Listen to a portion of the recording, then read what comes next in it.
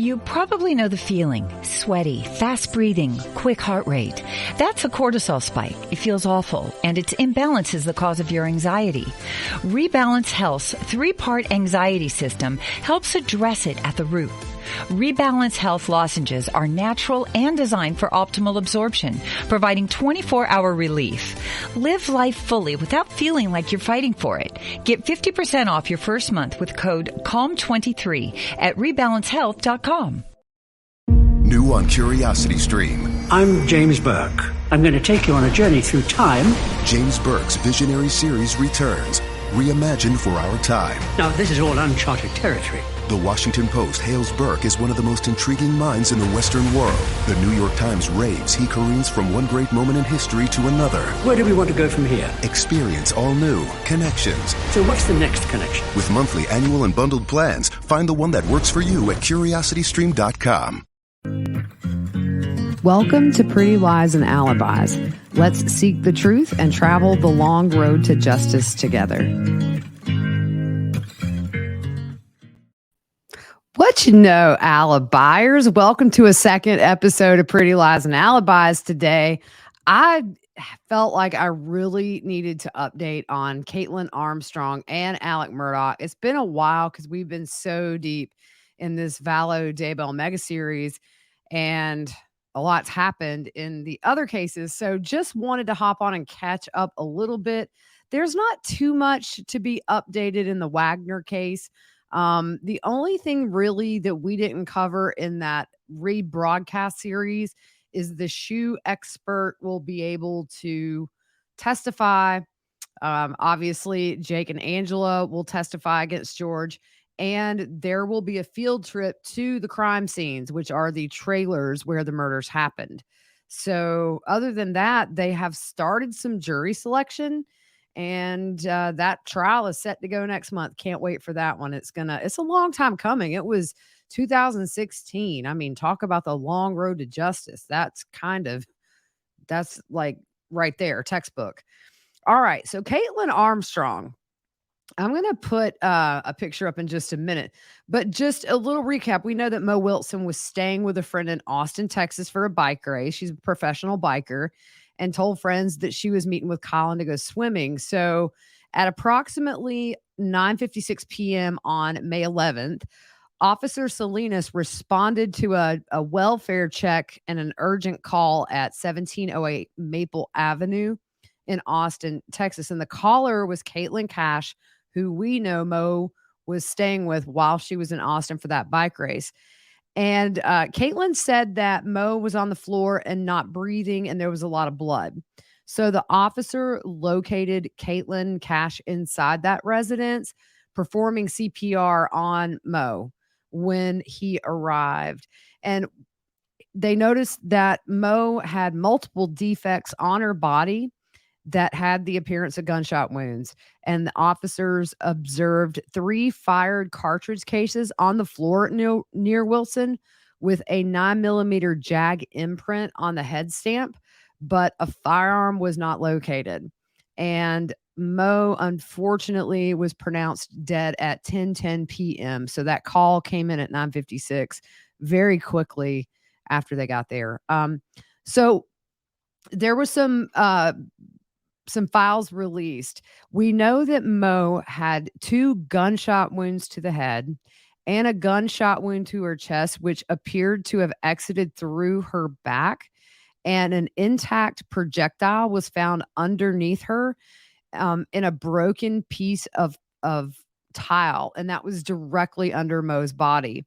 So what that told investigators is it appeared she had been shot directly in the chest after she was lying face up on the floor.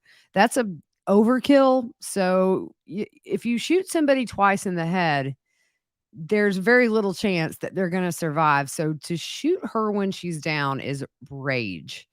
And we know that this seems to be a crime allegedly motivated by jealousy.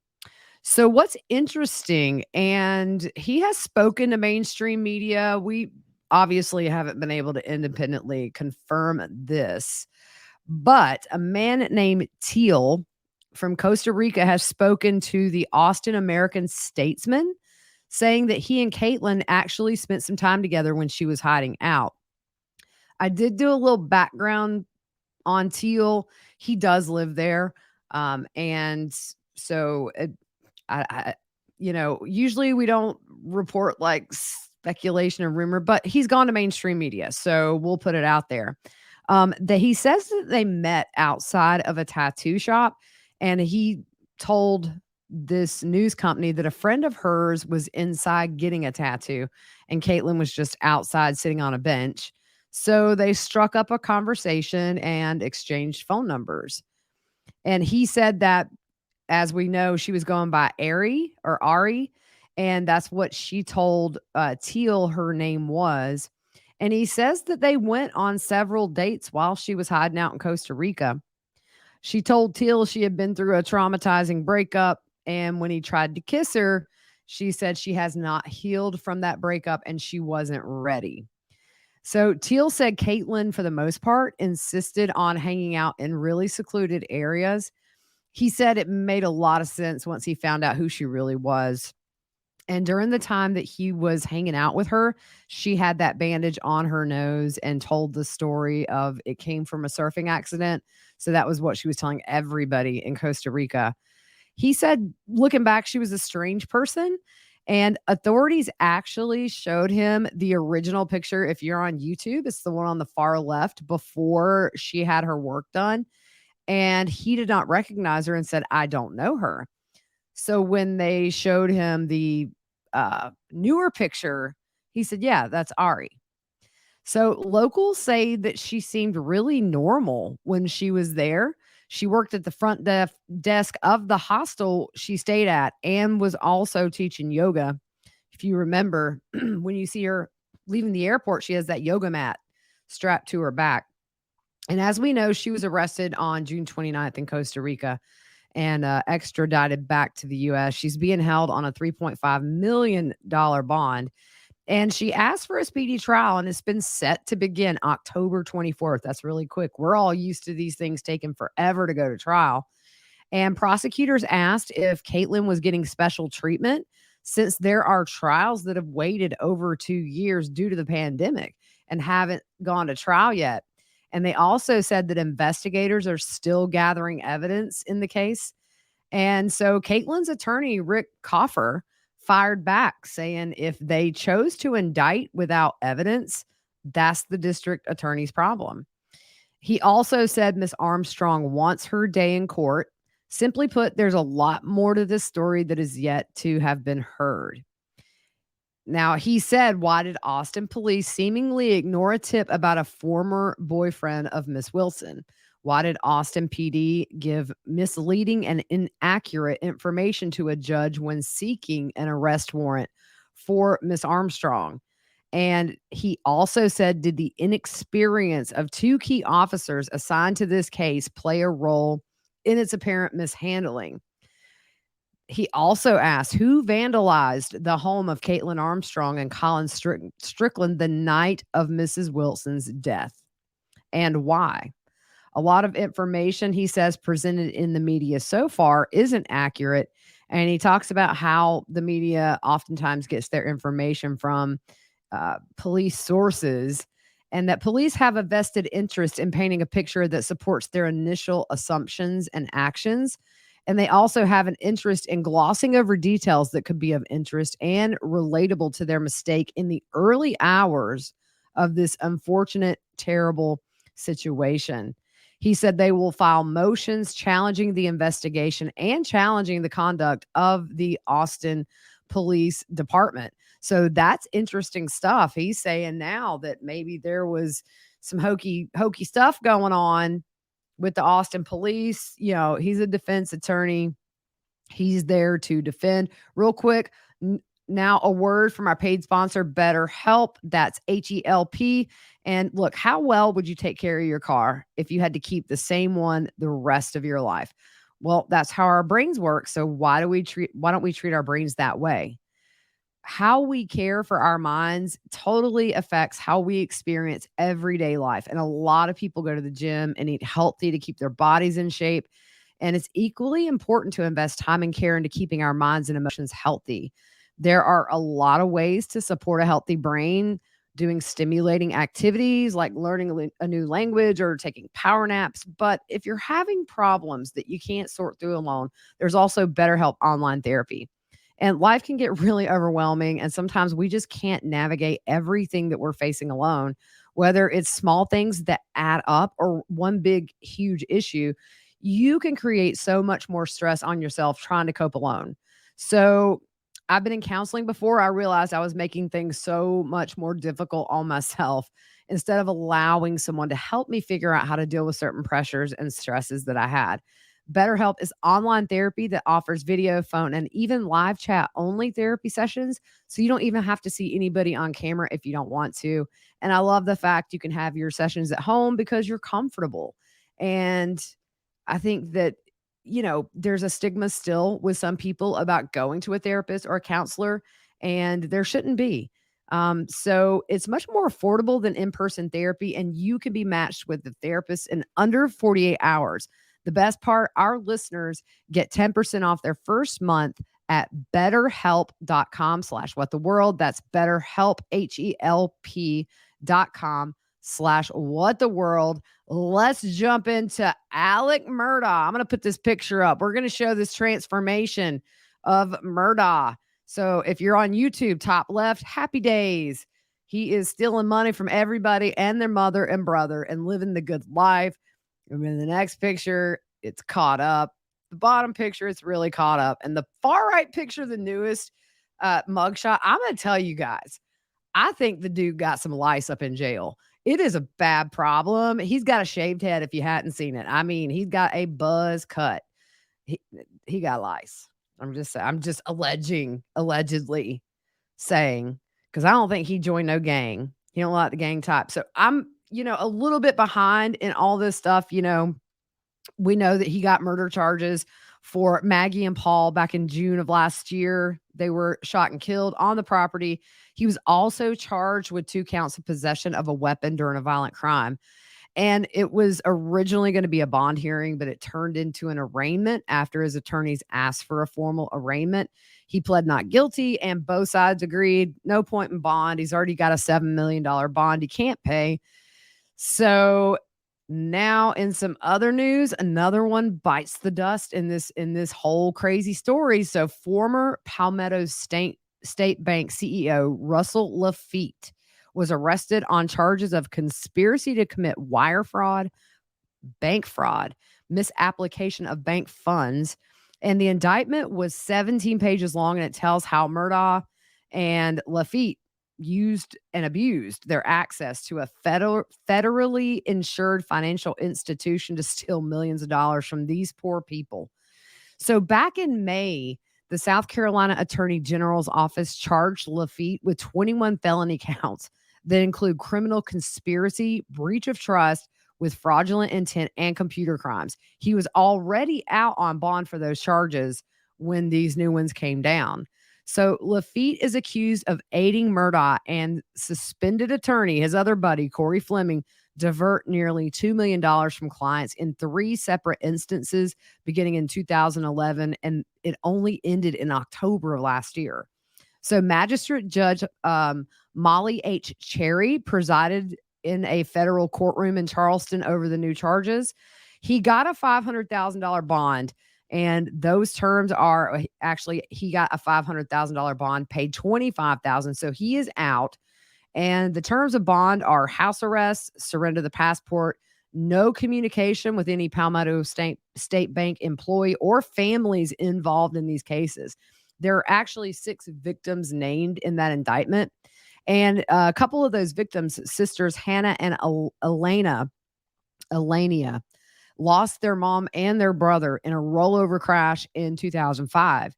And both of the girls were severely injured in this accident. And so a big wrongful death lawsuit settlement was won by Murdaugh, and Laffitte served as the conservator of the money and was putting it into a trust until the young ladies turned 18, according to the indictment. But Murdaugh and Laffitte are accused of stealing nearly $2 million from these poor girls who not only got severely injured, but lost their mom and brother in the crash. You can't go much lower than that. So the charges allege Laffitte took loans for himself and Murdaugh out of the trust account for the girls to pay. Took the loans out for himself and Murdaugh out of the trust accounts that was designated for the girls to pay personal expenses such it is late, y'all, and it is showing, such as loans, bills, and also giving money to relatives. The federal indictment said Laffitte and Murdaugh stole from 6 conservatorships over the years, often siphoning money out of one, and then when deadlines got close, they would repay one depleted conservatorship with funds from another. The indictment says while Laffitte was a conservator for the bank's personal injury clients, he extended $355,000 in personal loans to himself and $990,000 in personal loans to Murdaugh from money that belonged to these personal injury clients that were under Palmetto State Bank's care. The indictment also says that Laffitte knew the money loaned to Murdaugh was used to cover hundreds of thousands of dollars in overdrafts that Murdaugh had made. So here's a breakdown of where some of this money went to. It's crazy. $10,000 deposit for Murdaugh's late wife, Maggie. $100,000 money order to Laffitte's father to pay off a personal loan. $329,500 to Alec's late father. $4,057 to make loan payments for Alec's boat. In another case, Laffitte distributed much of $1.3 million that was supposed to go into a conservatorship, but $250,000, $987 to Murdaugh's personal account, $75,000 money order to Alec's father, $7,500 money order to Maggie Murdaugh, $388,687 money order to a third-party individual to repay a private loan. So what's interesting, and it's just like with the other, is it Corey Fleming? Yeah. So Alec and Laffitte grow way back. They go way back. They grew up in the same neighborhood as kids. If you remember, Corey Fleming, college buddy of Alec's. And the indictment said that Laffitte eventually handled nearly all of Alec's banking matters, including negotiating checks and extending loans, and served as Murdaugh's primary point of contact at the bank. Isn't that convenient? The indictment also said one irregularity was a $750,000 commercial loan at a favorable interest rate that Laffitte made to Murdaugh in July of 2021, which ironically is 6 weeks after the murders of Maggie and Paul.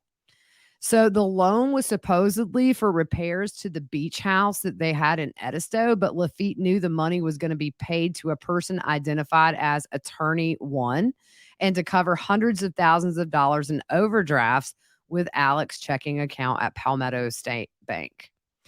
So in court, Laffitte's attorney argued that Laffitte was, of course, unaware of what was going on and put the blame on Alec, but also said that their client is ready to take responsibility.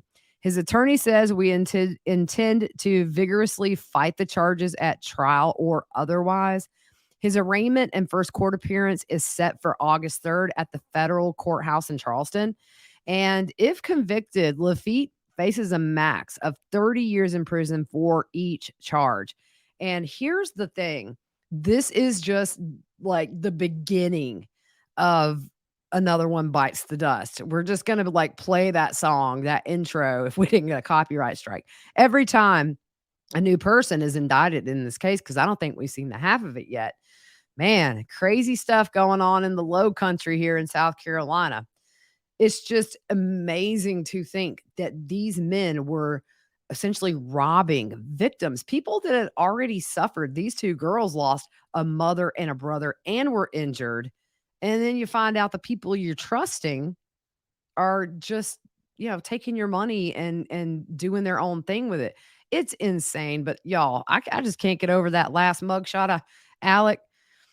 My goodness. I wondered that. Yeah, he just didn't want to have to deal with that lice comb. My youngest got it one time. It's terrible. Just shave it. I'm telling you right now. Start over. All right, guys. That is what I wanted to catch up on.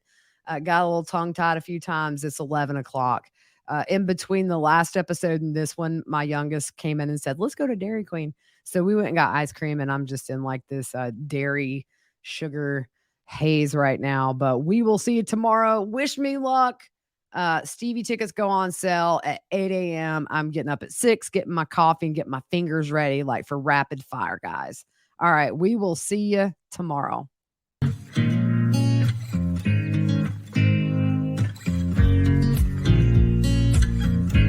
With no fees or minimums and no overdraft fees, banking with Capital One is the easiest decision in the history of decisions. Even easier than choosing to keep the Grinch away from the toy drive. Who's going to deliver the toys to the kids?